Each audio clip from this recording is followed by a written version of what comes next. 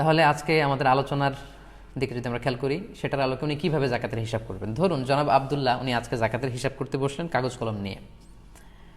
উনি দেখলেন যে ওনার কাছে কিছু স্বর্ণের অলংকার আছে, গোল্ড আছে, ধরুন গোল্ড। সো এই গোল্ডের হিসাব তিনি করলেন এবং বাজারে তিনি যোগাযোগ করলেন যে এই গোল্ডগুলো বিক্রি করলে কত টাকা পাওয়া যাবে। উনি জানতে পারলেন যে 1,00,000 টাকা পাওয়া যাবে। তাহলে উনি ধরুন যে কাগজে লিখলেন যে 1,00,000 টাকা হচ্ছে আমার গোল্ড আছে। এরপর উনি হিসাব করলেন যে ক্যাশ আছে কত ওনার। উনি খেয়াল করে দেখলেন যে ওনার ড্রয়ারে আছে 5,000 টাকা এবং ওনার একটা অ্যাকাউন্টে আছে আরও 25,000 টাকা। তাহলে 5 আর 25 মিলে হলো কত? 30,000 টাকা। তাহলে 1,00,000 টাকা গোল্ড বিক্রি করে পেলেন বা গোল্ডের দাম হিসেবে জানলেন। ক্যাশ টাকা আছে ব্যাংকে এবং সাথে মিলে 30,000, হলো 1,30,000 টাকা।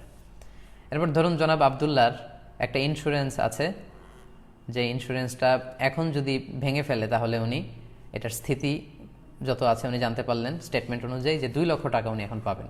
তাহলে এটা কিন্তু জাকাতেবল অ্যাসেট, উনি যোগ দিলেন 2,00,000 টাকা। এরপরে ধরুন যে 1 বছর উনি একটা ফ্যাক্টরি নির্মাণ করে সেখান থেকে ব্যবসা শুরু করেছেন। তো এই ফ্যাক্টরিতে জাকাতেবল অ্যাসেট আছে ধরুন ওনার 5,00,000 টাকা, ফর এন এক্সাম্পল। এটাও উনি যোগ দিলেন।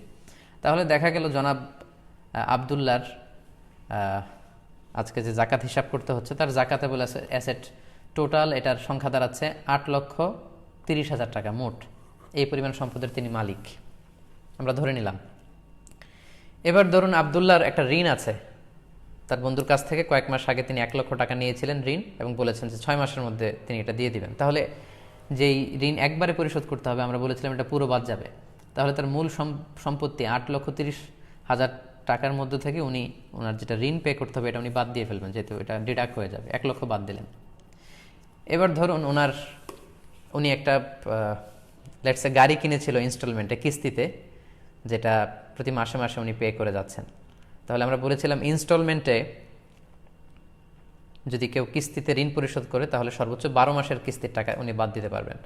তো 12 মাসের কিস্তির টাকা যদি উনি বাদ দেন তাহলে দেখা যাচ্ছে যে এখানে আসে 1,50,000 টাকা। এটাও কিন্তু উনি টোটাল টাকা থেকে বাদ দিতে পারবেন। তাহলে জনাব আবদুল্লার মোট জাকাতযোগ্য সম্পদ বা জাকাতেবল অ্যাসেট আমরা যোগ করে পেলাম 8,30,000 টাকা এবং ওনার দুইটা ঋণ আছে, একটা এককালীন পরিশোধযোগ্য আর একটা কিস্তিতে বা ইনস্টলমেন্টে পরিশোধযোগ্য। এই দুইটা যদি আমি যোগ দিই তাহলে হচ্ছে 2,50,000 টাকা। তাহলে ওনার মূল সম্পদ 8,30,000 টাকা থেকে আমরা যদি 2,50,000 টাকা বাদ দিয়ে দেই তাহলে জনাব আবদুল্লার কাছে এখন থেকে যাচ্ছে 5,80,000 টাকা। এই 5,80,000 টাকা হচ্ছে ওনার জাকাতেবল অ্যাসেট। এই 5,80,000 টাকার উপর থেকে উনি 2.5% হারে জাকাত দেবেন।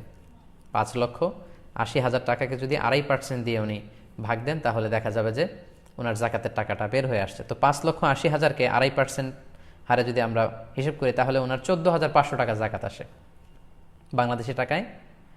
5,80,000 টাকা থেকে 2.5%-এ জাকাত আসে 14,500 টাকা।